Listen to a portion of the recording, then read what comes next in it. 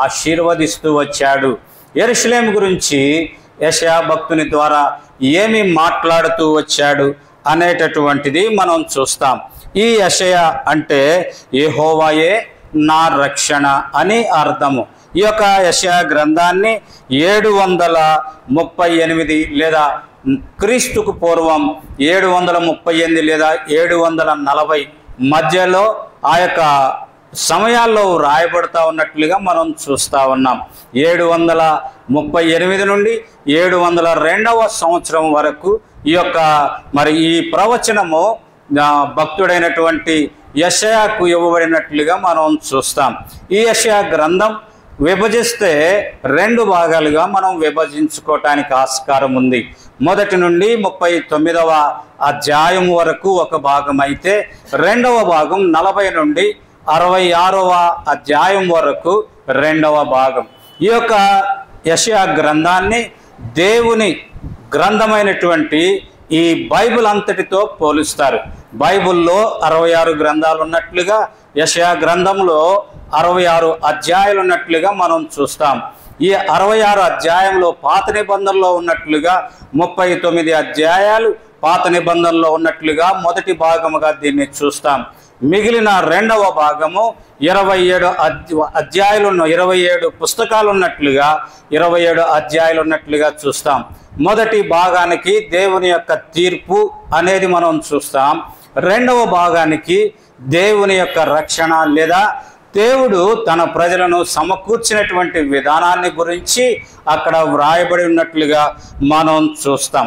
కాబట్టి ఈ యెషయా భక్తుని ఈ యెషయా ఎప్పుడు ఈ యొక్క గ్రంథం వ్రాయటం జరిగింది లేదా ఈ ప్రవచనం ఎప్పుడు చెప్పటం జరిగింది అంటే, మనకి యెషయా గ్రంథం మొదటి అధ్యాయం మొదటి వచనంలో గనక మనం చూస్తే, ఉజ్జియా, యోతాము, ఆహాజు, హిజ్కియాను యూదా రాజుల దినములలో యూదాను గూర్చి యెరూషలేమును గూర్చి ఆమోజు కుమారుడగు యెషయాకు కలిగిన దర్శనం. కాబట్టి ఈ 4 రాజుల కాలములో ఈ యొక్క యెషయా కేవలము యూదా రాజ్యము ఆ తర్వాత యెరూషలేము గురించి మాత్రమే ఇతడు ప్రవచించినట్లుగా చూస్తాం.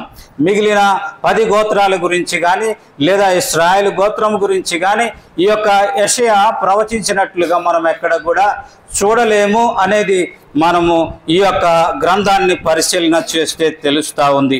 కాబట్టి ఈ యెషయా భక్తుని ద్వారా యెషయా పలికినటువంటి మాటలు యెరూషలేము గురించి ఏంటిది అంటే, మొదటిదిగా మనం చూస్తే 2వ అధ్యాయము 3వ వచనములో మనం గమనిస్తాం. చూడండి, ఆ కాలమున సియోనులో నుండి ధర్మశాస్త్రము, యెరూషలేములో నుండి యెహోవా వాక్కు బయలు వెళ్ళును. జనములు గుంపులు గుంపులుగా వచ్చి యాకోబు దేవుని మందిరమునకు, యెహోవా పర్వతమునకు మనము వెళ్ళుదము రండి. ఆయన తన మార్గముల విషయమై మనకు బోధించును, మనము ఆయన త్రోవల్లో నడుతము అని చెప్పుకొందురు. కాబట్టి మొదటిదిగా మనం ఇక్కడ ఇది చూస్తా ఉన్నాం. కాబట్టి ఇక్కడ అంటా ఉన్నాడు, ఇక్కడ ఏమని వ్రాయబడతా ఉందంటే, యాకోబు దేవుని మందిరమునకు, యెహోవా పర్వతమునకు వెళ్ళుదము రండి. అంటే యెరూషలేములో నుండి ఆయన యొక్క వాక్కు బయలుదేరుతుంది. అంటే యెరూషలేములో నుండి దేవుని మాటలు బయలుదేరుతాయి. దేవుని మందిరం ఉన్నటువంటి ఆ యెరూషలేమునకు వెళదాం రండి అని అక్కడ జనులు గుంపులు గుంపులు కూడి మాట్లాడుకున్నట్లుగా మనం అక్కడ చూస్తాం. రండి అనేటటువంటి మాట ఈ యొక్క యెషయా గ్రంథములో 18 పర్యాయాలు ఉన్నట్లుగా మనం చూస్తాం. కాబట్టి మొదటి పర్యాయం మనం ఇక్కడ చూస్తాం. చూడండి, మొదటి అధ్యాయములో మనం చూస్తాం ఆ మాట. చూడండి, 18వ వచనంలో యెహోవా ఈ మాట సెలవిచ్చుచున్నాడు, రండి మన వివాదము తీర్చుకొందము. మీ పాపములు రక్తము వలె ఎర్రనివైనను అవి హిమము వలె తెల్లబడును, కెంపు వలె ఎర్రనివైనను అవి గొర్రెబొచ్చు వలె తెల్లని వగును అనేది మనం అక్కడ చూస్తా ఉన్నాం. కాబట్టి ప్రభు పిలుస్తా ఉన్నాడు, రండి రండి మన వివాదం తీర్చుకుందాం. మీ పాపం ఎలాంటిదైనా సరే, మీ పాపం ఎలాంటిదైనా సరే, ఎంత భయంకరమైనదా సరే, నేను ఆ పాపాన్ని తుడిచివేస్తాను అని ప్రభు సెలవిస్తా ఉన్నట్లుగా మనం అక్కడ చూస్తా ఉన్నాం. రెండవదిగా ప్రభు వాక్కు ఆ యొక్క యెరూషలేము నుండి బయలుదేరినప్పుడు ప్రభు వాక్కు విన్నటువంటి ఆ ప్రజలు మాట్లాడుకుంటా ఉన్నటువంటి మాటలు, రండి మనము దేవుని మందిరానికి వెళ్ళుదాం. కాబట్టి ప్రియమైన సహోదరుడా, ప్రియమైన సహోదరి, ఈ దినం ఎంతమంది తన కుటుంబ సభ్యులతో రండి దేవుని మందిరానికి వెళదాం అని కుటుంబంగా వచ్చారో నాకైతే తెలియదు, కానీ వచ్చినటువంటి కుటుంబాలను బట్టి దేవుణ్ణి స్తుతిస్తా ఉన్నా. ఒకవేళ మీరు కుటుంబంగా వచ్చి ఉండకపోతే రానున్న దేవుని పరిశుద్ధ దినాల్లోనైనా మీరు కుటుంబంగా దేవుని సన్నిధికి రావాలి అనేది దేవుని ఆశ. ఆ కారణం చేతనే ప్రభు పిలుస్తూ ఉన్నాడు రండి అని. 18 పర్యాయాలు ఈ యొక్క యెషయా గ్రంథంలో రండి అనేటటువంటి మాటను మనం చూస్తాం.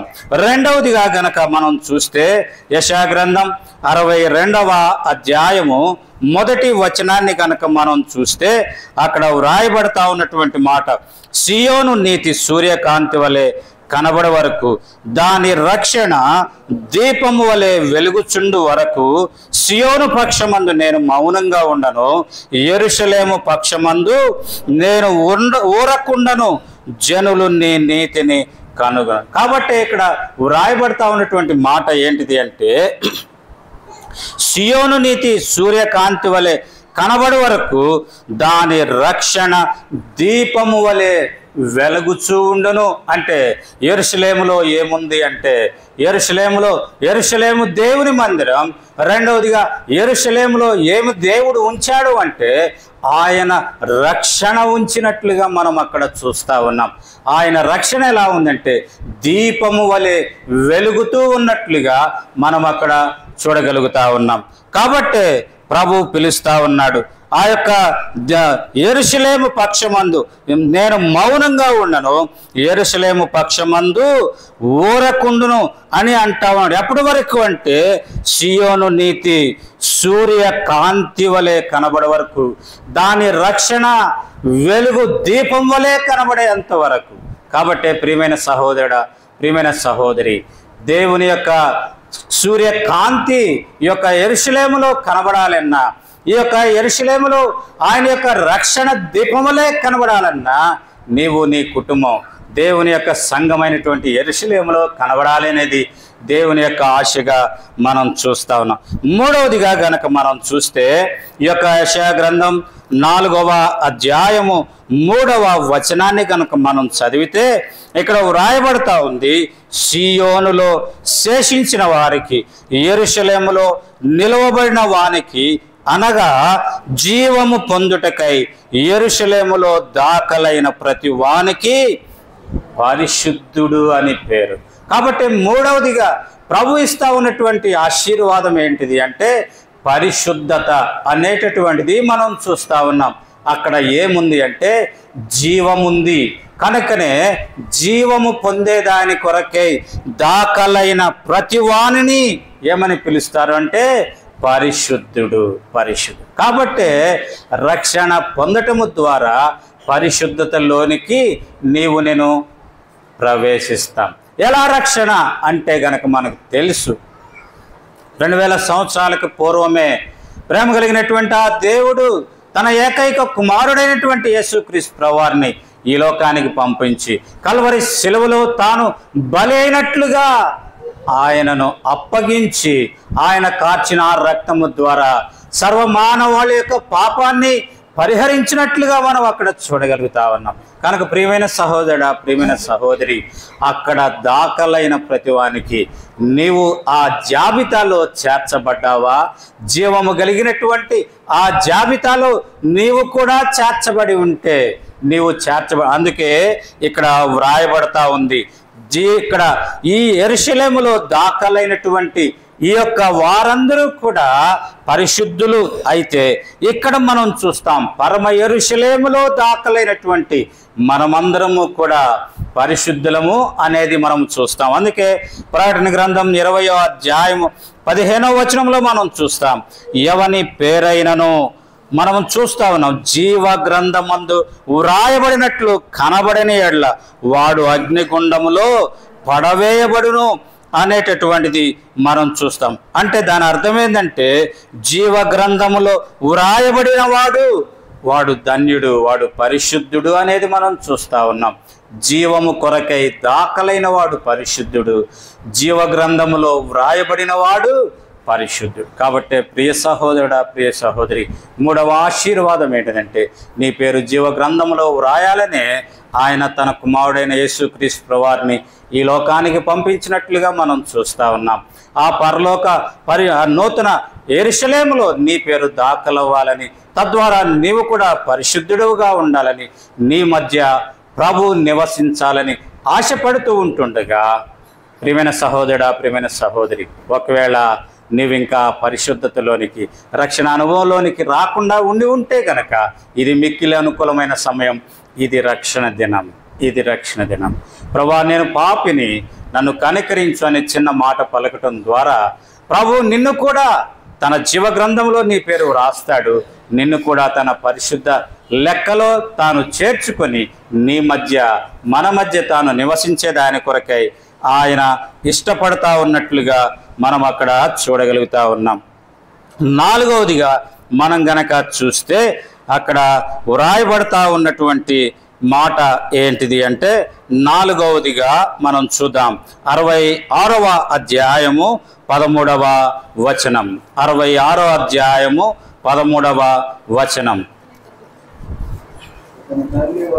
ఒకని తల్లి వానిని ఆదరించినట్లు యెరూషలేము నేను మిమ్మల్ని ఆదరించేదను, యెరూషలేములోనే మీరు ఆదరించబడుదురు. కాబట్టి నాలుగవ ఆశీర్వాదం ఏంటంటే ఆదరణ, నెమ్మది అనేది ప్రభు మనకివ్వాలని ఆశిస్తూ ఉన్నాడు. యెరూషలేములో ఏముంది అంటే ఆదరణ ఉంది. యెరూషలేములో ఏముందంటే నెమ్మది ఉంది. ఒకవేళ నువ్వే కష్టము, నష్టము, ఏ శ్రమ, ఏ బాధ, ఏ కన్నీరు నీ జీవితాన్ని ఆవరించున్నవో అయితే దేవుని మందిరమైనటువంటి యెరూషలేములో నీకు ఆదరణ ఉంది, నీకు నెమ్మది ఉంది అని ప్రభు యెషయా ద్వారా మనకు సెలవిస్తూ ఉన్నట్లుగా మనం చూస్తూ ఉన్నాం. ఐదవదిగా మనం చూస్తే 65వ అధ్యాయము 18వ వచనం. యెషయా గ్రంథం 65వ అధ్యాయము 18వ వచనం మనం గనక చదివితే, నేను సృజించుచున్న దాని గురించి మీరెల్లప్పుడూ హర్షించి ఆనందించుడి. నిశ్చయముగా నేను యెరూషలేమును ఆనందమైన స్థలముగాను, ఆమె ప్రజలను హర్షించువారిగాను సృజించుచున్నాను.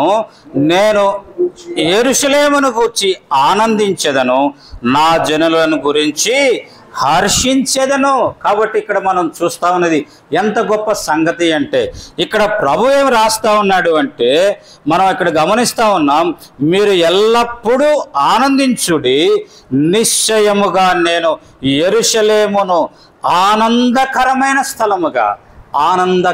స్థలముగా, అంతేకాకుండా అక్కడ అంటా ఉన్నాడు ఆమె ప్రజలను, అంటే యెరూషలేములో నివసించేటటువంటి ఆ ప్రజలను హర్షించేవారినిగా. అంత మాత్రమేనా అండి?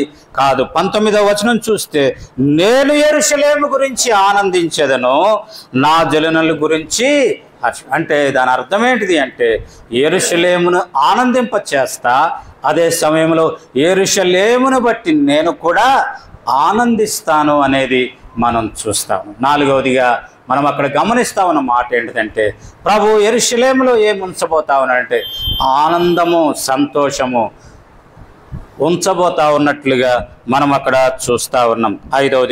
ఆరవదిగా మనం చూస్తే గనక రండి చూద్దాం. 62వ అధ్యాయము 7వ వచనం. 62వ అధ్యాయము 7వ వచనం మనం గనక చూస్తే అక్కడ వ్రాయబడతా ఉన్నటువంటి మాట చదవండి.